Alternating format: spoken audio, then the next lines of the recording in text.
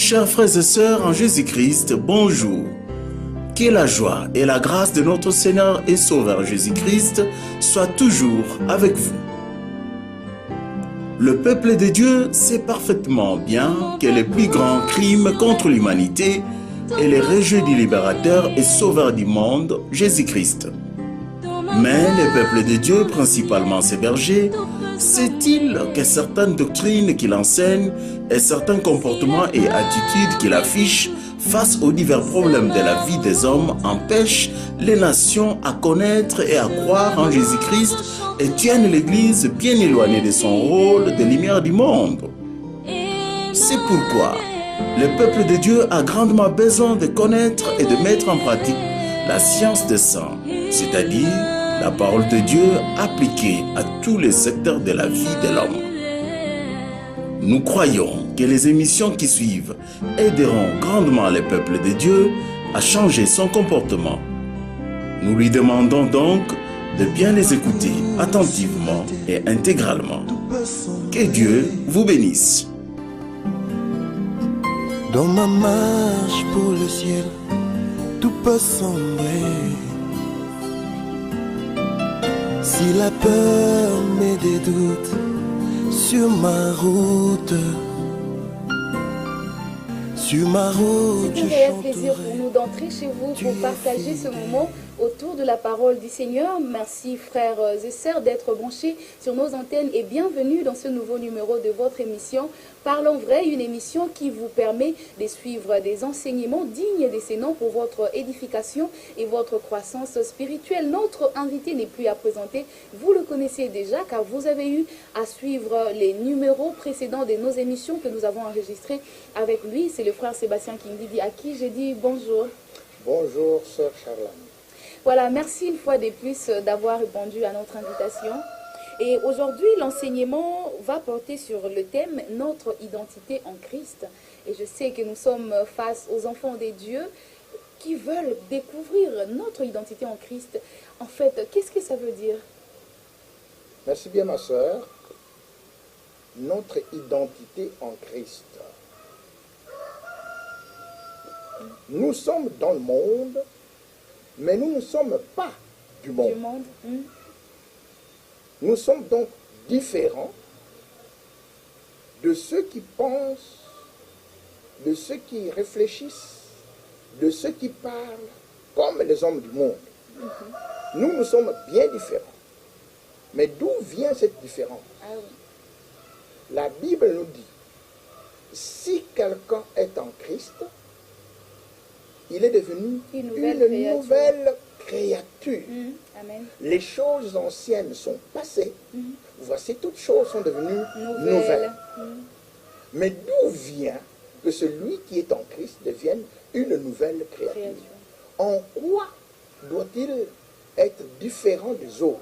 Le Seigneur Jésus nous dit, nous allons,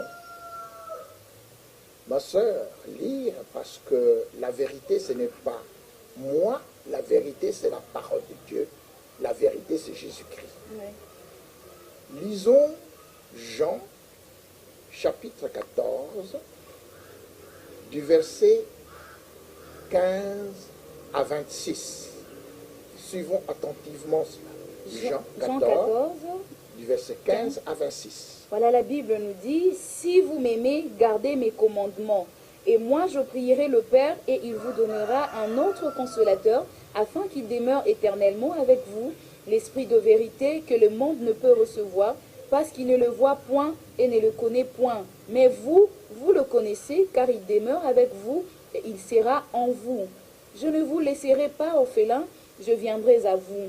Encore un peu de temps et le monde ne me verra plus, mais vous, vous me verrez car je vis et vous vivrez aussi. En ce jour-là, vous connaîtrez que je suis en mon Père, que vous êtes en moi et que je suis en vous.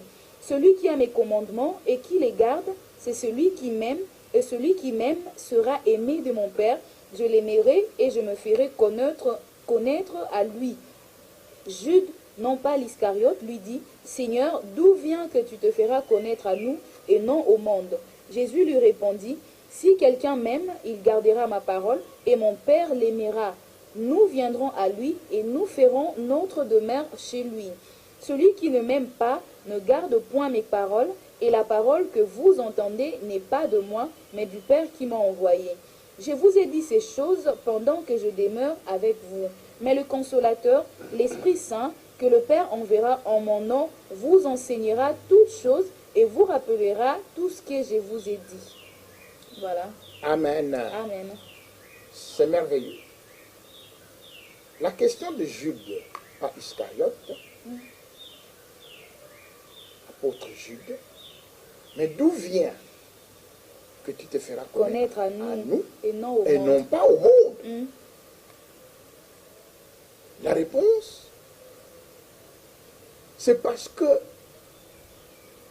ceux qui reçoivent ma parole et qui l'acceptent, ils se sont mes amis. Oui.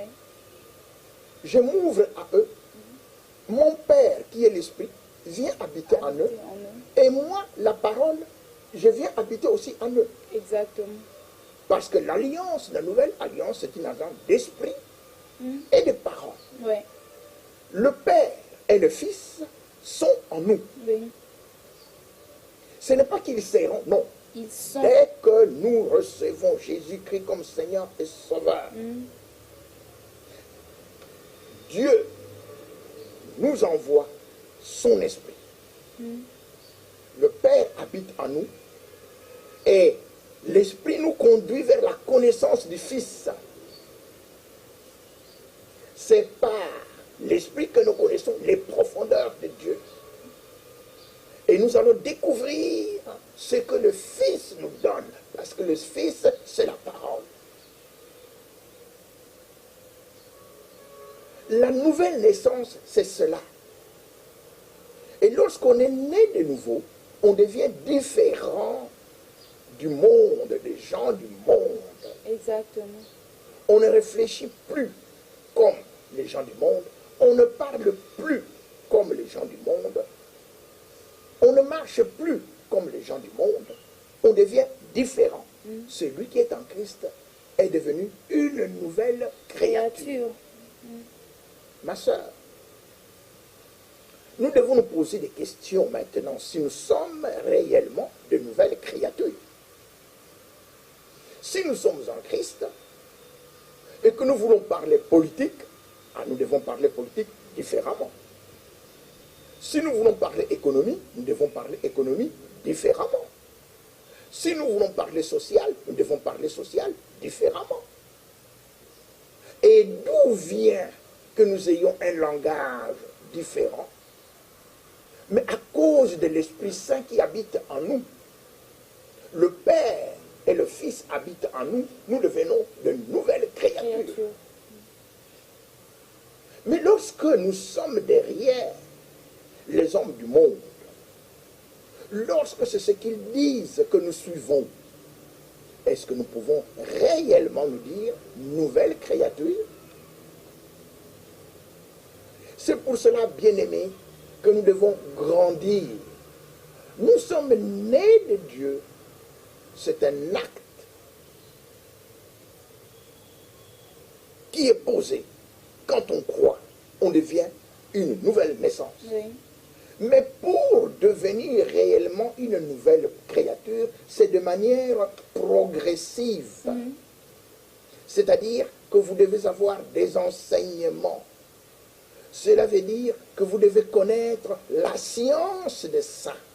C'est par la science des saints que l'on devient réellement une nouvelle créature.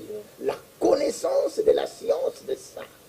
Alors, à ce moment-là, on va découvrir ce que Dieu dit dans sa parole pour résoudre n'importe quel problème de la vie. Parce que l'on devient alors lumière du monde. Nous sommes la lumière du monde. Ce n'est pas une théorie. Mais si on n'est pas conduit par le Saint-Esprit, si l'on n'a pas reçu, si on n'obéit pas au mandement, si on reste dans l'état des péchés, l'esprit est étouffé. Même si on a reçu Jésus-Christ comme Seigneur et Sauveur, la Bible dit, n'attristez pas le Saint-Esprit de Dieu, par lequel vous avez été scellés pour le jour de la rédemption. Comment on attriste le Saint-Esprit? Mais par le péché. Mais le péché, tous les péchés ne sont pas visibles matériellement ou physiquement. Il y a des péchés qui sont cachés par l'ignorance. Et nous devons découvrir, nous devons grandir pour combattre l'ignorance qui couvre toutes sortes de comportements indignes d'un enfant de Dieu. Parce que nous sommes de nouvelles créatures et nous devons le manifester. Nous sommes la lumière du monde, mais nous sommes derrière les ténèbres. Où est cette nouvelle créature? Il faut que nous comprenions, bien-aimés, notre identité nouvelle. C'est une identité en Christ. C'est différent de l'identité des hommes du monde. Qu'est-ce que nous devenons quand nous naissons de nouveau? Naître de nouveau, recevoir Jésus-Christ comme Seigneur et Sauveur, se repentir, on croit en sa parole. Qu'est-ce que nous devenons? Et pourquoi faut-il naître de nouveau? Parce que le monde entier, nous soulignons, le monde entier est tombé dans le péché. Dieu regarde la terre qu'il a créée. Tout est perverti. Personne ne cherche Dieu. Tout est égaré. Et les hommes, ils disent il n'y a pas de Dieu. Ils cherchent des solutions par eux-mêmes. Et Dieu regarde l'homme qu'il a créé et la terre qu'il a créée. Tout est détruit. Qui a fait cela? Satan. Mais depuis quand? Depuis le début.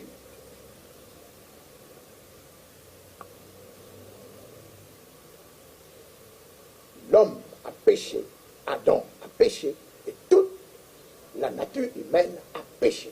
Tous ont péché et sont privés de la gloire de Dieu. Mais ils sont gratuitement justifiés par sa grâce, la grâce de Dieu, au moyen de la rédemption qui est en Christ. Voilà. Romains chapitre 3, verset 23-24. Nous sommes rachetés par le sang de Jésus-Christ. Il est mort à la croix pour nos péchés. Oui. Et nous sommes maintenant devenus, nous qui avons cru en lui. Et croire en Jésus-Christ signifie croire en toute sa parole. C'est ça. Jésus-Christ est la parole de Dieu. Oui. Vous ne pouvez pas prétendre aimer Jésus sans aimer sa parole. Alors, Dieu nous fait rentrer maintenant au jardin d'Éden. Bien-aimés, nous n'avons pas le temps de tout lire, mais lisez bien. J'invite ceux qui m'entendent de bien méditer le livre de Genèse, le livre de commencement. Dieu crée l'homme au chapitre 20, oui, au chapitre 1er, excusez-moi, chapitre 1er, le tout premier chapitre, verset 26, l'homme est créé. Il est créé comment? À l'image de Dieu, selon sa ressemblance. Et Dieu nous donne un pouvoir, dominer toute la terre. Dieu a créé un Dieu. Suivons cela. Dieu crée Dieu. Dieu, D majuscule, c'est le créateur du ciel et de la terre. Et il crée l'homme à l'image de Dieu selon sa ressemblance. Donc c'est un Dieu.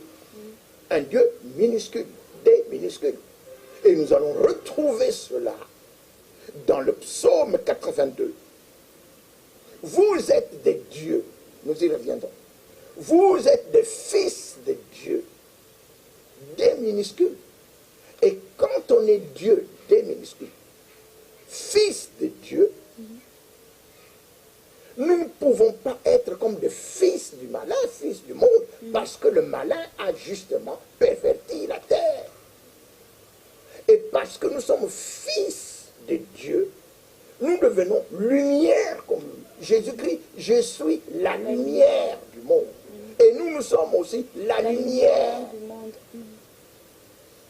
Mais lorsque nous nous jouons pour ce rôle de lumière du monde, à cause de notre ignorance, alors nous allons proclamer des choses comme l'église est au milieu du village. Ah, mais où est votre lumière?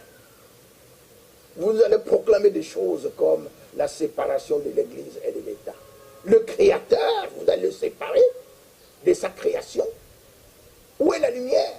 Elle n'est pas là. Donc, des faussetés ont été introduites dans le corps du Christ, l'Église. Bien-aimés dans le Seigneur,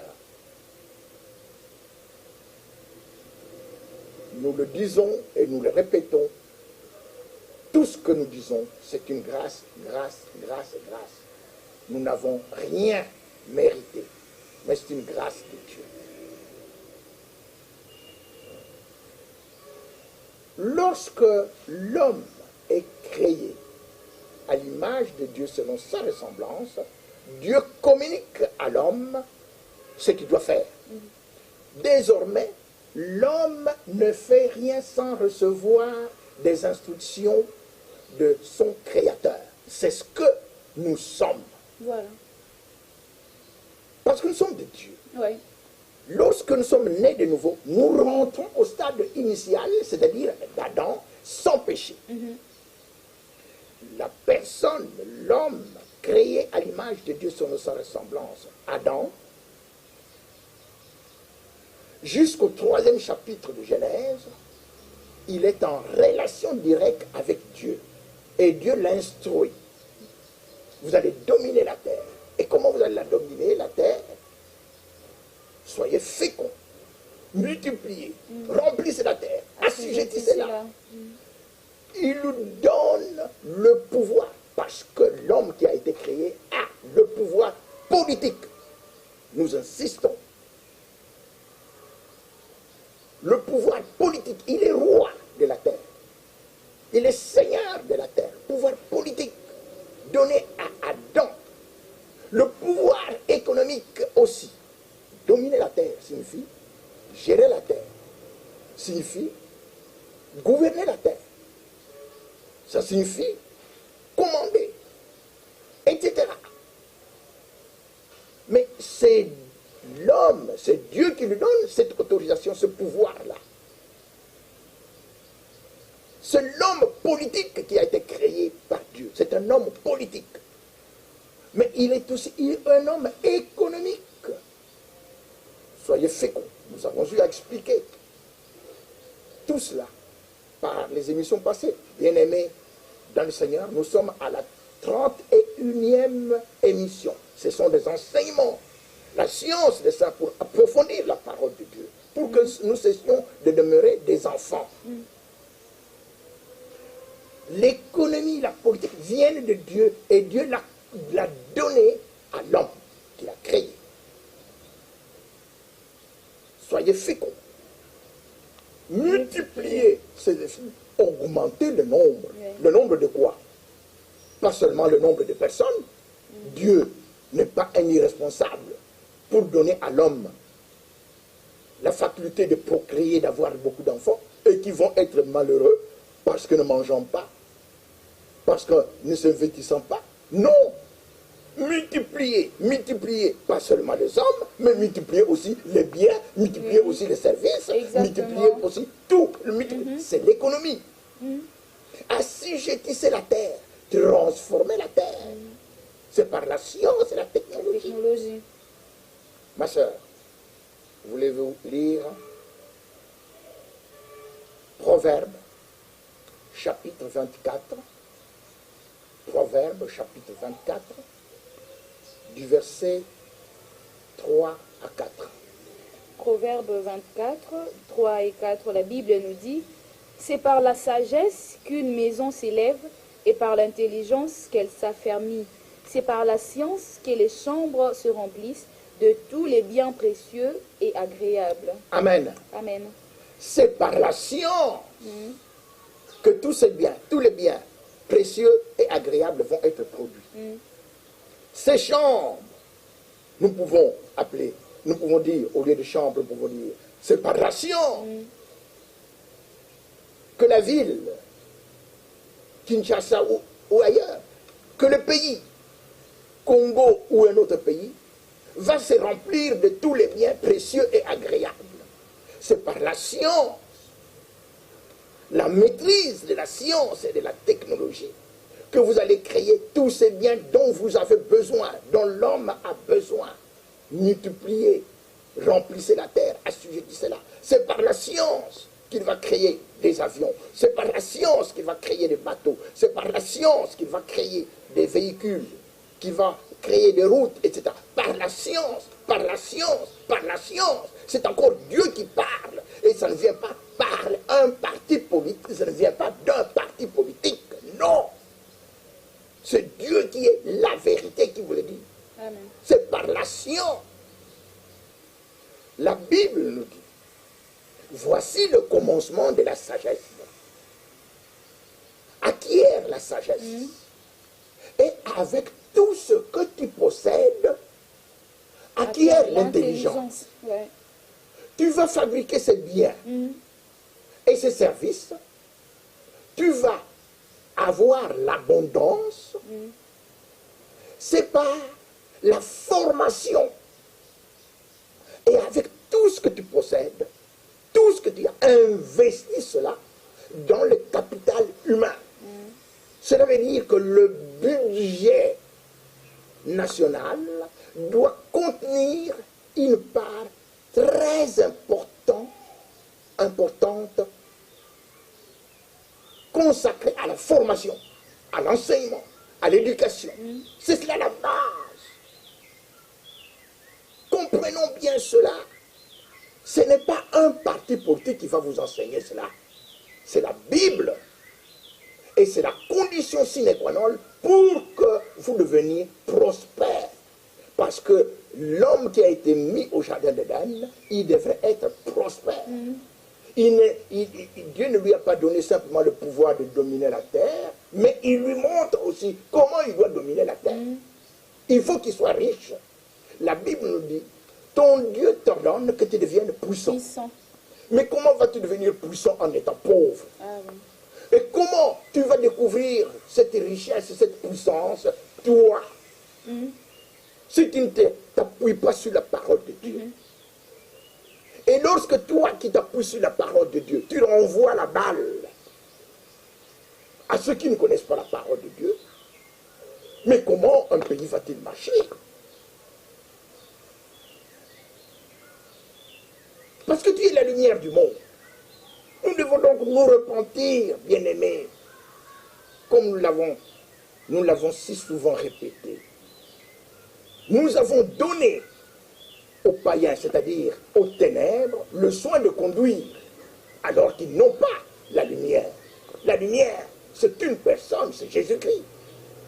Et cette personne nous donne l'Esprit, le Père. Il habite en nous.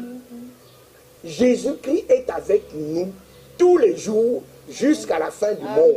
Il ne faut pas parler de Jésus-Christ quand il viendra, Il est avec nous. Il est avec nous tous les jours jusqu'à la fin du monde. Il est avec nous tous les jours jusqu'à la fin du monde. Il est avec nous tous les jours jusqu'à la fin du monde. Amen. Et il est là. Pourquoi? Pour régner. Il règne en nous. Mais il va régner aussi sur toute la terre. Ma soeur, si vous voulez bien lire 1 Corinthiens, chapitre 15, à partir du verset 24. 1 Corinthiens, chapitre 15, du verset 24. 1 Corinthiens À partir 15. de... Oui, pardon, excusez-moi. 1 Corinthiens, chapitre 15, oui, à partir du verset 24 jusqu'au 28. Voilà, la Bible nous dit, ensuite viendra la fin, quand il remettra le royaume à celui qui est Dieu et le Père, après avoir détruit toute domination, toute autorité et toute puissance. Car il faut qu'il règne jusqu'à ce qu'il ait mis tous les ennemis sous ses pieds. Le dernier ennemi qui sera détruit, c'est la mort. Dieu, en effet, a tout mis sous ses pieds, mais lorsqu'il dit que tout lui a été soumis, il est évident que celui qui lui a soumis toutes choses est excepté. Et lorsque toutes choses lui auront été soumises, alors le Fils lui-même sera soumis à celui qui lui a soumis toutes choses, afin que Dieu soit tout en tous. Amen. Amen. Dieu doit devenir tout en tous, c'est-à-dire nous venons de Dieu. Ça c'est quand tout, Jésus-Christ va soumettre tout, sous sa domination, parce que tout lui a été soumis. Les dominateurs, les rois, toutes les puissances. La Bible nous dit, il faut qu'il règne jusqu'à ce qu'il ait mis sous ses pieds. Tout doit lui être soumis. Et c'est notre travail qui nous donne. Allez, faites de toutes les nations des disciples. Pourquoi? Pour soumettre le monde entier à l'obéissance de la vérité, de la parole de Dieu, de Jésus-Christ. C'est là le travail. Mais pour faire ce travail, cela demande toutes sortes de moyens. Moyens politiques, parce que nous sommes des dieux. Nous devons parler. La politique, selon Dieu, la politique que Dieu a donnée à son fils Adam quand il a été créé, mais c'est pour s'étendre, pour dominer toute la terre. C'est pour dominer toute la terre. Et dominer pourquoi? Pour Dieu. Exactement. Parce que tout a été créé par lui et pour lui. Tout a été créé par Jésus et pour Jésus. C'est la Bible qui nous dit, Colossiens chapitre 1er, versets 15 à 17. Nous avons été créés pour la gloire de Dieu. Ésaïe 43, 7. C'est pour lui. Alors, maintenant, nous avons besoin de répandre cette parole partout. Et cela demande des moyens financiers. La Bible déclare, la sagesse du pauvre est méprisée. Ces paroles ne sont point écoutées. Est-ce que vous entendez ça? Nous n'avons pas le temps de lire partout, mais ce sont des versets que nous connaissons. C'est dans Ecclésiaste. La sagesse du pauvre. Quand vous êtes pauvre, on ne vous écoute pas. Alors, vous pouvez beau parler de Jésus, de dire, oh oui, ok, bon, vous êtes là, pauvre, et on ne vous écoute pas. Donc, vous devez devenir riche. N'isolons jamais un verset biblique du contexte dans lequel il est donné. Heureux les pauvres, parce que le royaume de Dieu est à eux. Mais dans quel contexte? Pour entrer dans le royaume de Dieu, vous n'avez pas besoin d'être riche. Voilà. Heureux les pauvres, en esprit. C'est un autre verset encore. Mais c'est tous les versets bibliques. Mais nous devons savoir le contexte. C'est cela. Pas les pauvres.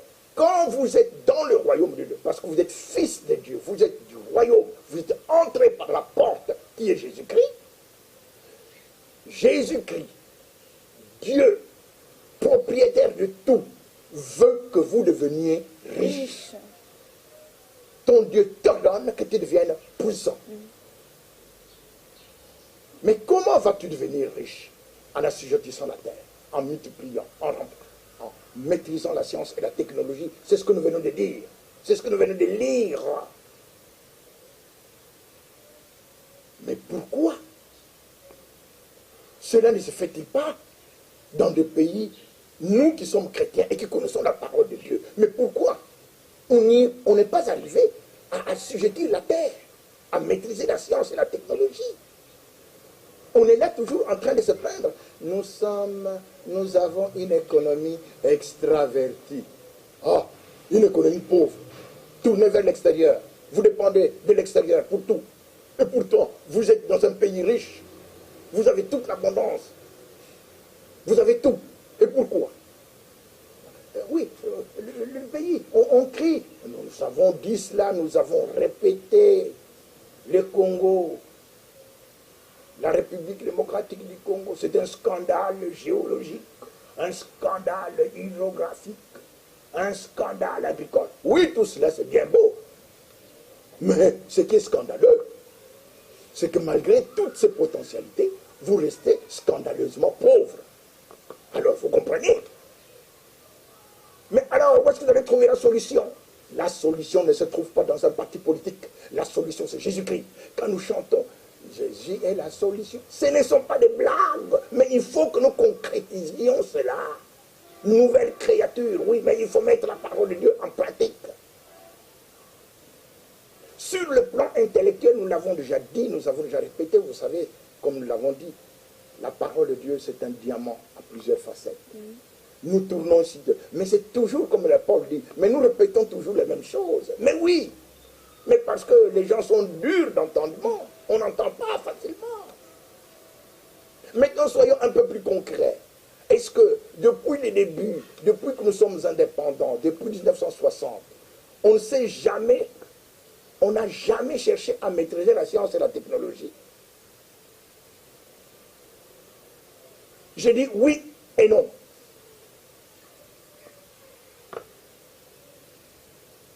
Oui, parce qu'il y a des écoles. On forme des ingénieurs, des physiciens, des mathématiciens, des chimistes, des agronomes, de tout ça. C'est toujours assujetti de la terre. Mais est-ce qu'on les utilise à bon escient quand ils ont leur diplôme? Qui les utilise? Qui est-ce qui comprend? Qui sont utiles pour assujettir la terre? J'ai eu à parler un jour d'un document qui avait déjà été fait en 1989, donc il y a de cela 27-28 ans, et qui est intitulé « Le plan d'action, plan d'industrialisation du Congo ». Qui regarde encore à ça? Il y a 27 ans, plan d'industrialisation, avec des filières industrielles. Ceux qui sont à l'économie nationale, qui sont au ministère de l'économie nationale et de l'industrie, le savent. Et ça a été crié, ça a été proclamé lors de la conférence nationale souveraine. Plan d'industrialisation. Mais où en est-on maintenant, 27 ans après? Nulle part. Est-ce qu'on n'a jamais voulu? Si. Il y a des gens qui ont osé, qui ont voulu qu'on mette ça en pratique, et qui ont parlé du développement autocentré, endogène. Ça a été proclamé depuis 1980. Par l'OUA. Et à la conférence nationale souveraine, ça a été proclamé aussi le développement endogène, autocentré. On dit volonté politique. Non, il y a des gens qui ont essayé. Des présidents ont essayé de mettre cela en pratique.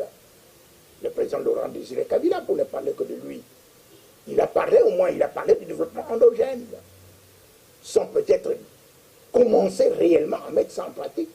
Il y a eu d'autres présidents.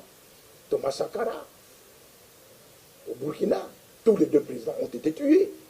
Il y a eu un autre président de Tanzanie, Julius Nyerere, qui a parlé aussi beaucoup du développement endogène. Où est-ce qu'on en est? Nulle part. Pourquoi? La solution ne se trouve pas dans un parti politique. La solution se trouve dans la Bible. Le Seigneur dit, sans moi, vous ne pouvez rien faire. On m'a posé une question, mais pourquoi les Chinois? Mais les Chinois, tout comme les Japonais, nous avons fait nous avons expliqué ça dans une des émissions. Leur industrialisation vient de pays industrialisés qui sont d'origine, qui sont tous des pays occidentaux, qui ont été enseignés par la parole de Dieu. Ce sont des pays chrétiens qui ont été les premiers à être industrialisés au monde. Et donc, qui ont mis en pratique cette parole.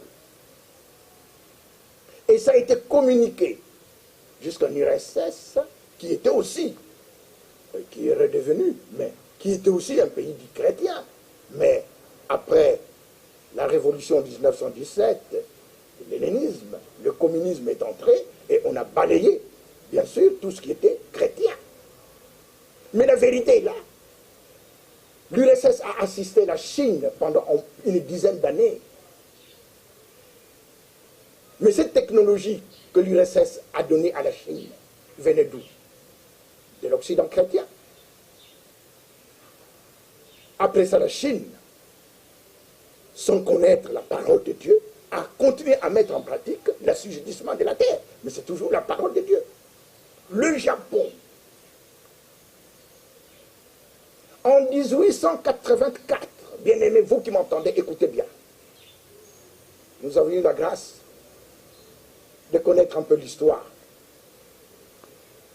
Le Japon va commencer son programme d'industrialisation en 1884 à l'ère Meiji, dynastie japonaise, nippone, qui veut s'occidentaliser. Le Japon constate qu'il est en retard. Et la Bible, l'histoire nous raconte quand, vers ces années-là, 1884, le Japon avait constaté qu'il était en retard d'environ 2 siècles par rapport à l'Europe. Et le Japon fait venir, ou envoie d'abord des experts, des intellectuels, venir apprendre en Occident chrétien l'administration, les techniques, mais aussi que ces techniciens qu'il a envoyés, ces experts que le Japon a envoyés en Europe, ils devaient rentrer avec des machines, avec des équipements que le Japon a commencé à copier. Est-ce que vous entendez? C'est bien cela. Ça vient de l'Occident chrétien. Les Japon ont commencé à copier. C'est comme cela que ça s'est passé. Et finalement, le Japon a maîtrisé la science et la technologie et il est entré en guerre contre la première puissance industrielle du monde en 1940, contre les États-Unis. Les Européens qui ont introduit la technologie au Japon, la technologie, c'est-à-dire, en fait, l'assujettissement de la... Parce que nous avons expliqué cela, les débuts, tout homme a en lui la conscience de faire des choses. Mais pour ce qui concerne l'industrialisation, c'est essentiellement, principalement, les pays dits chrétiens qui ont amené cela. Et lorsque le Japon est entré en guerre avec les États-Unis, c'était pour les Européens qui ont introduit l'industrialisation aux États-Unis, au Japon, beaucoup de regrets. Ils ont eu beaucoup de regrets de voir que ce pays où ils ont emmené la science et la technologie en profondeur pour l'industrialisation, c'est maintenant ce pays qui entre en concurrence avec un autre pays industrialisé, les États-Unis d'Amérique. Comprenez bien cela, bien-aimés. Et depuis ce temps-là, les pays industrialisés qui tiennent à garder leur monopole ne permettent pas que le pays pauvre, qui sont réduits à l'esclavage, c'est la Bible qui nous le dit, assujettissent la terre. Nous devons comprendre la vérité.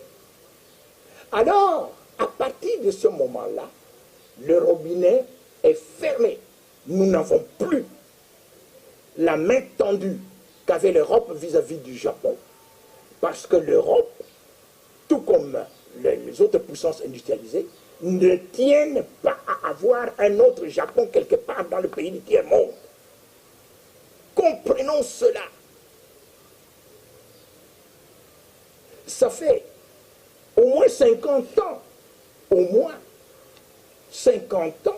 que l'on parle de processus d'industrialisation du Congo, par exemple, pour ne parler que de cela. Il y a eu une thèse de Jean Lacroix, je crois que c'est Jean-Jacques Lacroix, il était professeur au campus, à l'université de Kinshasa, à l'époque, université de Vanium. Et il a fait une thèse sur l'industrialisation. Depuis 1900, cette thèse est sortie en 1966. C'est le processus d'industrialisation. Changement de structures économiques. Maîtriser la science et la technologie. C'est ce que l'OIA a proclamé. Mais pourquoi maintenant, jusqu'à présent, ça n'avance pas? Parce que nous avons toujours les yeux tendus, les yeux fixés sur cela qui devait nous emmener la technologie. Non, ça ne viendra pas de là. Ça viendra de Dieu. Écoutez bien. Le propriétaire de la terre, c'est Dieu. À l'éternel, la terre est tout ce qu'elle renferme. Le monde et tout ce qui l'habite. Tout a été créé par Dieu et pour Dieu. Oui. Mais si vous voulez, vous, pays sous-développés,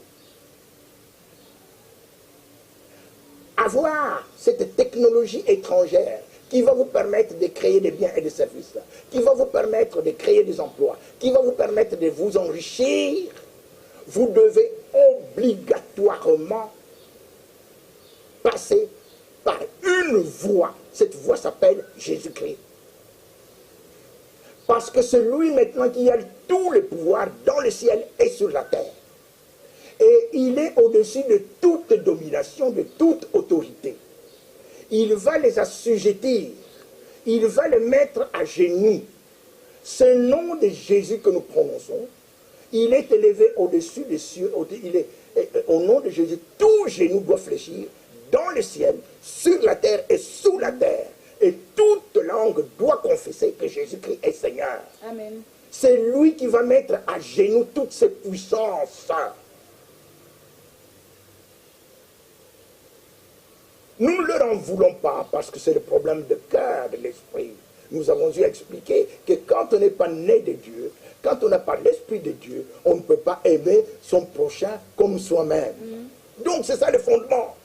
Et nous avons eu à expliquer que si l'Afrique avait été dans la situation de ces pays industrialisés, mais l'Afrique se comporterait aussi de la même manière. Sans Jésus-Christ, elle ferait exactement la même chose, c'est-à-dire tenir les autres en esclavage. Hébreux chapitre 2, versets 14 à 15. Hébreux 2, 14 à 15. Hébreux 2, 14 à 15, la Bible nous dit ceci. Ainsi donc, puisque les enfants participent au sang et à la chair, il a également participé lui-même, afin que par la mort il anéantisse celui qui a la puissance de la mort, c'est-à-dire le diable, et qu'il délivra tous ceux qui, par crainte de la mort, étaient toute leur vie retenus dans la servitude. Par crainte de la mort, tous ces dirigeants politiques, vous comprenez très bien, par crainte de la mort, ils sont au sommet, mais toute la population est retenue dans l'esclavage. Est-ce que vous comprenez ça? Mais celui qui a marché sur celui qui avait la puissance de la mort, c'est Satan qui avait la puissance de la mort, c'est Jésus-Christ. Ainsi, il délivre tous ceux qui, par crainte de la mort, étaient toute leur vie retenus dans la servitude. Nous sommes retenus dans la servitude par crainte de la mort, parce qu'il y a des gens qui sont venus avant Jésus-Christ, c'est-à-dire qui ne connaissent pas Jésus-Christ, mais qui sont des voleurs et des brigands. Et nous avons dit que toute personne qui n'a pas reçu Jésus-Christ dans son cœur comme Seigneur et Sauveur est voleur et brigand.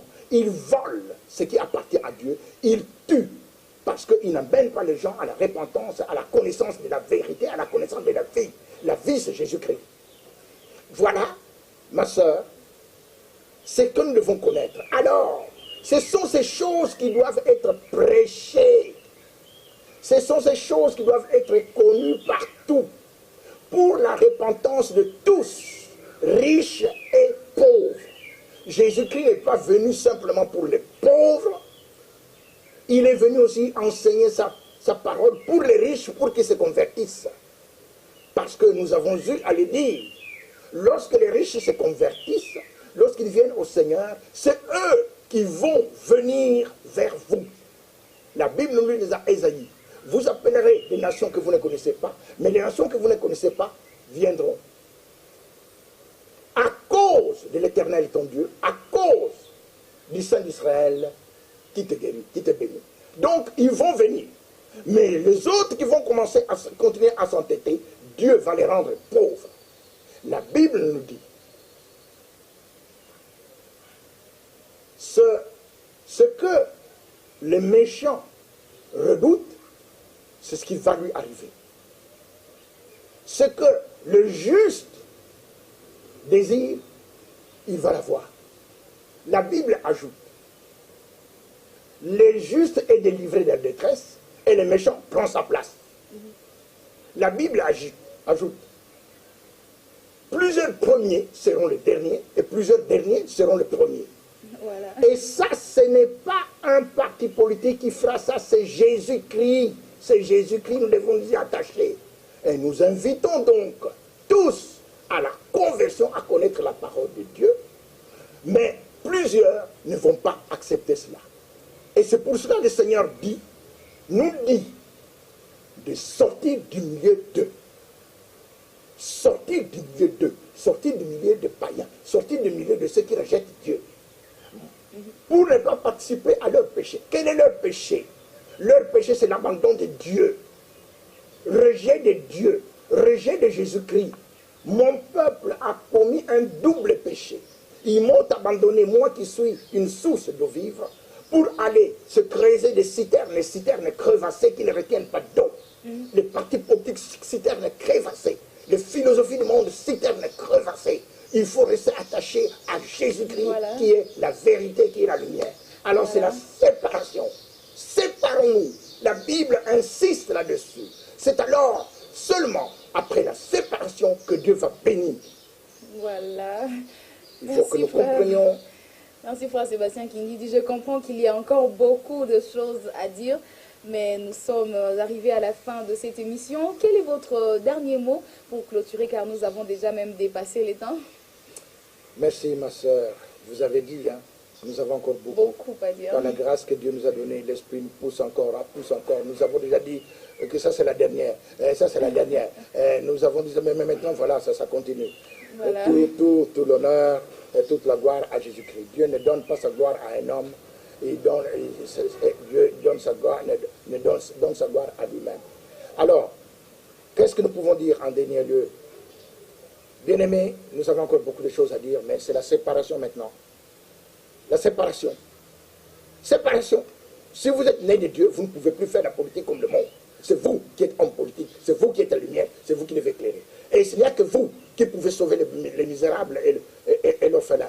Le psaume 82 que nous n'avons pas, que nous avons, je ne sais pas si nous avons eu à le lire, nous demande, nous, qui sommes des dieux, de venir au secours des pauvres, des orphelins, des abandonnés. C'est nous. Mais comment? Mais c'est en créant des emplois, en devenant riches. Alors à ce moment-là, on peut secourir. Alors à ce moment-là, même les pauvres peuvent avoir quelque chose parce qu'il y aura une assistance sociale. Parce qu'il y aura la sécurité sociale, nous en avons parlé. Mais cette sécurité sociale ne peut fonctionner que si vous travaillez, que si vous avez la richesse. Alors à ce moment-là, même les pauvres qui sont cités dans le psaume 82, les orphelins, les misérables, vont être secourus. Voilà. Cela veut dire qu'il faut devenir riche. Et vous ne pouvez pas devenir riche sans Jésus-Christ. Oh, voilà. Je voulais donc terminer pour dire, nous avons besoin d'être soutenus et que la parole de Dieu aille de l'avant. Ouais. Il faut que tous ces messages, nous l'avons dit et nous le répétons, ce n'est pas pour le Congo seulement, c'est pour le monde. Tous les chrétiens doivent se réveiller. Réveille-toi, toi qui dors. Relève-toi d'entre les morts. C'est là notre groupement politique. Oui, c'est nous qui devons faire la politique et non pas les gens du monde. Politique. Réveil chrétien. Alors, nous avons donné nos numéros, nos coordonnées. Nous avons besoin que tous ces messages soient entendus. Et nous avons besoin que tout le monde se répande. Que nous tous, nous nous répandions. Parce que nous sommes tous des élèves à l'école de Jésus-Christ. Voilà, merci frère Sébastien Kingidi. Merci à vous également pour l'attention soutenue que vous nous avez accordée tout au long de cette émission. L'enseignement de ce jour a porté sur les thèmes Notre identité en Christ. Vous avez suivi avec attention soutenue et chacun de nous a retenu sa part. Nous sommes des dieux, nous sommes la lumière du monde. Alors nous devons éclairer le monde dans tous les domaines, dans tous les secteurs de la vie. Voilà notre devoir, voilà un devoir sacré pour chacun de nous, pour chaque chrétien. Nous sommes pratiquement arrivés à la fin. Si vous avez aimé, dites merci à Glody Louindoula qui a assuré la réalisation de cette émission. Si les seigneurs tardent à revenir, on se retrouve très prochainement. Alors d'ici là, portez-vous bien et bonne suite des programmes sur votre chaîne. À très bientôt. Au revoir.